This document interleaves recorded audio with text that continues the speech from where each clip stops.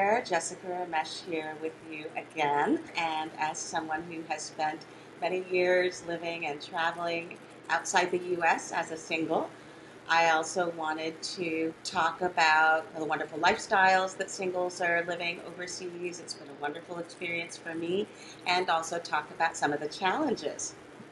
Now, if you talk to single expats overseas, a lot of them will tell you invariably that their lives are more social. They have lots more opportunities to make connections and to socialize, and a lot of those new friends become like family. So that's the good news. And of course, on the flip side of that, there are some challenges as well. When you're traveling with a spouse or a family member, you have that built-in sounding board and somebody you can talk to about any doubts or concerns. And that's why for singles in particular, I recommend starting your new life overseas in a community that does have an expat presence. Some expats will make local friends immediately, but do be patient, give it a little time, because in a lot of communities outside the U.S., the school experience is very different. People will sometimes have been in school with the same people from kindergarten through to their high school graduation, sometimes then even college. So they have these really well-formed, tight-knit groups, and it can take a little while to get to know people, break into the group, get invited to fun events or even family parties. That'll be a wonderful part of your overseas experience. Just be understanding and don't get discouraged if it takes a little bit of time. And of course, I'm sure that you're wondering about safety. Practice the same good common sense that you do at home. Be aware of your surroundings. And when you're overseas, you want to look around and do as your neighbors do. Make sure that you blend in as much as you can. Make sure that your house blends in as well. You may feel more comfortable in a smaller town. Certainly smaller towns can have less crime than bigger cities. But it's important to put boots on the ground, do a scouting trip, and see how you feel. For me, for example, I live in a large city, and I like the anonymity of the city. I did try living in a small mountain town, and it was a very safe little town. But as a single woman, I actually felt like I stood out a little bit more, and like people noticed me wherever I went. So I ended up preferring, as I said, the anonymity of the big city. And of course, I love the cosmopolitan lifestyle too, so that was a bigger factor for me. Now, I also want to address costs because I know we've been showing you guys a lot of cost of living charts.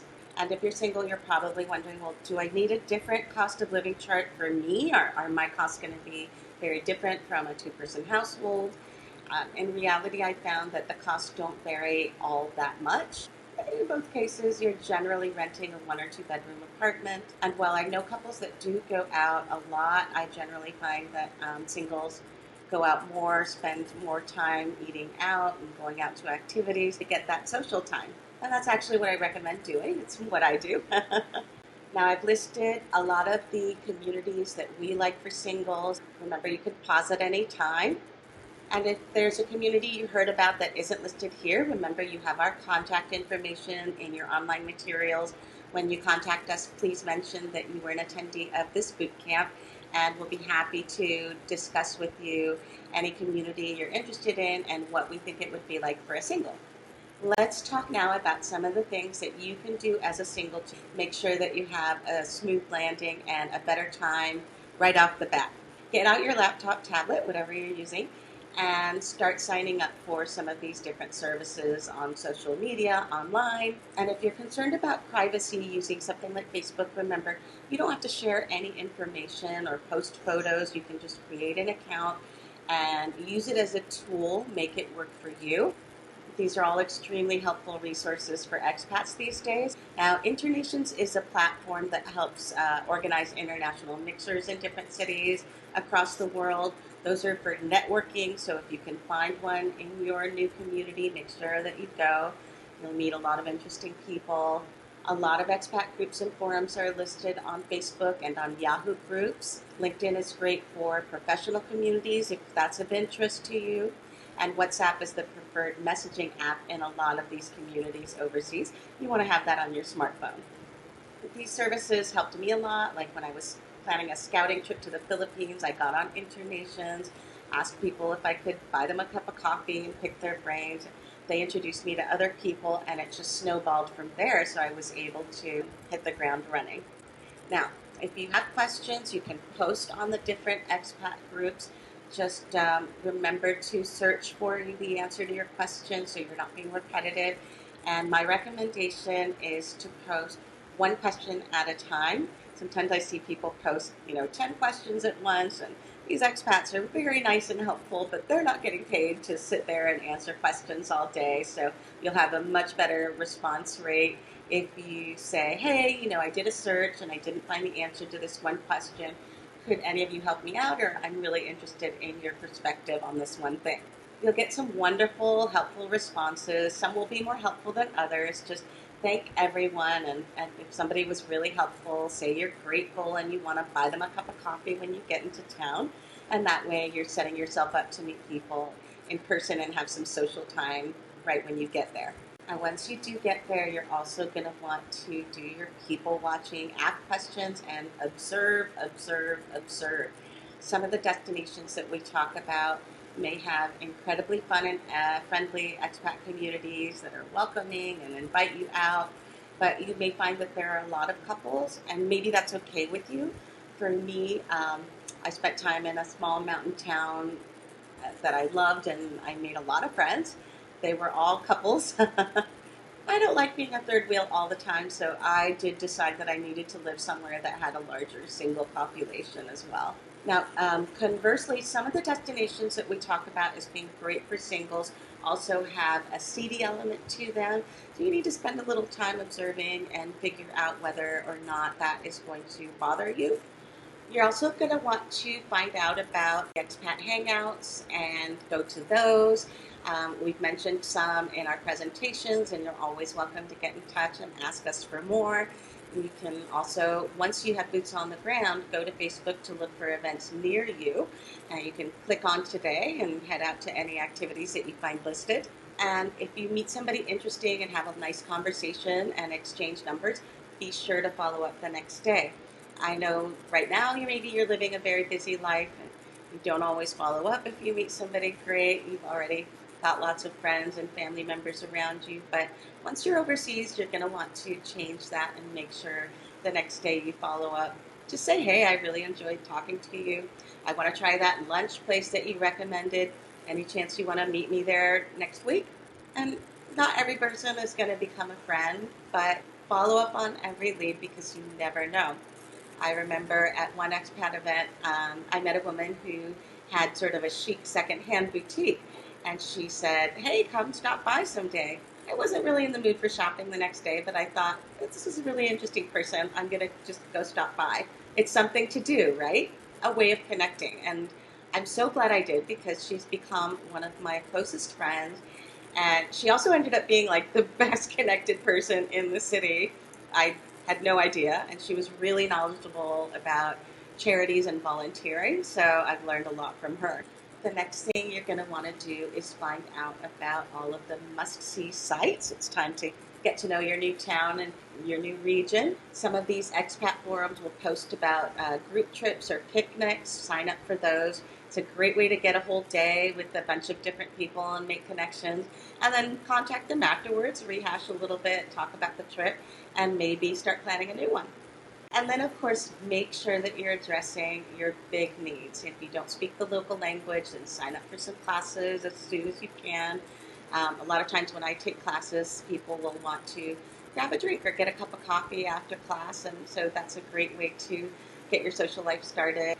Make sure that you have all your doctor and dentist recommendations, cover all your medical needs. Hey, I know expats who've made good friends with their doctors overseas too. It's not at all uncommon. And then make sure you find out about any other organizations that can provide valuable information. Sometimes it's worth registering with your embassy. They can sometimes hold fun events. Look and see if you're from the U.S., is there an American association? Or if you're from Canada, a Canadian association. And there'll be clubs for other countries as well. They'll put on activities, film festivals, lots of fun stuff. Now, after the initial flurry of getting your house set up and those first few months of language classes, sometimes people fall into some doldrums, or you find yourself suddenly like, okay, my class ended, I don't really have anywhere to go. Do not fall into that trap. Pick up your laptop, your tablet, and go sit at a cafe or an expat hangout. Even if you don't have work to do, just email friends, catch up on Facebook, write a blog post, just get out of the house. You want to push yourself a little bit more, especially that first year. And if that means you spend a little more that first year, it can be a really good investment. Now let's address the questions I get the most. First of all, yes, a lot of singles are happy and not at all looking to meet somebody, but things can change quickly. Sometimes you get overseas and you just meet that special someone. So we do see new connections made. We do sometimes see the opposite and people breaking up. Know that those are possibilities. This is a picture of one of my dear friends who moved overseas from New Orleans and met a local man and got married. It wasn't part of the plan, but that's how it happened. Now, I also get lots of questions from people in LGBTQ communities. There are, of course, large and welcoming communities all over the world, and most of the expat havens and destinations that we've been telling you about are gay friendly. In general, larger cities are always a good bet for meeting people and for more activities. Where I live, for example, in Panama, even smaller communities are gay friendly. Though this country has not passed any gay marriage laws yet, there are countries in the region that have. If you have any specific questions, make sure to reach out to those of us that have presented on the communities that you're interested in. It's always a good idea to be prepared, know what to expect, and have an even better time when you get to your new place. I want to share just one more example of a single who found an exciting life overseas. Jennifer found herself an empty nester. Her kids had gone off to college and she was newly separated from her life partner. Her parents had passed away, so she found herself, alone, and then kind of compounded that by deciding to take the leap and move overseas. And what she found was that it was actually easier being alone in a new place that did have an expat community, those open, dynamic communities that are so welcoming, than it might have been to just stay home, even though she already had a network of friends and family there. She found the apartment of her dreams. She couldn't have afforded to live on the beach back home, but her move overseas made that possible. And then on a local bulletin board, she found a roommate and she was able to cut her living costs in half. So make sure that you play to your interest. Let everyone you meet know what you're looking for. Volunteering is a great way to insert yourself into your local community. And like most expats, you'll likely get healthier without even trying. There may not be any fast food restaurants where you live, fruit and vegetable stalls on every corner. If you're into physical fitness, physical activities, every expat community has plenty to choose from. And just remember, it's okay if you don't think of yourself as a social butterfly. Yes, there can be some tough days, there can be some lonely days. It's only natural. But whether you're shy or not, you will meet people and there is a tribe for you. And people will continue to arrive, so there are always opportunities to make new connections and pay it forward by helping someone new. Don't be afraid of the hit and miss. I tried a bunch of stuff when I moved. I joined a wine club that I thought was going to be just the thing. Then I met some women who wanted to start a professional women's group, and that didn't sound as interesting, but ended up being way more fun than the wine club. I joined a book club. They ended up being the booziest, bawdiest, most wonderful group of people, and they have become my closest friends and my support group. So you never know. You just got to try stuff. Finally, you may be thinking, I am going to move overseas to retire. I don't want to work. I don't want to do any of that anymore. But a lot of times people end up changing their mind. You'll spot a niche that nobody's filling and that you know you can fill easily. Make sure to talk to the attorney for your country in case you need any special certifications or permits. In a lot of these countries, you're going to find that it's actually easier to set up a small business or work, a lot less red tape. If you're thinking you would like to earn a little money and you're not sure what to do, then check out International Living Savvy Retiree Publications. There are a lot of articles on the International Living website with really great tips and ideas. Thank you so much for joining me. Just want to remind you that we are here for you. I know a lot of you are probably watching these presentations under some form of lockdown or self-quarantine. And if you can, use that time to get all your questions answered. Remember, you have our contact information in your online materials. Be sure when you write to us to mention that you were an attendee at this boot camp, and we'll be happy to receive your questions. I know we're all hoping things will go back to normal soon and we can all get back to fun activities like travel. I certainly hope for you that sooner rather than later. Until then, keep learning, keep looking forward to those trips, and take care.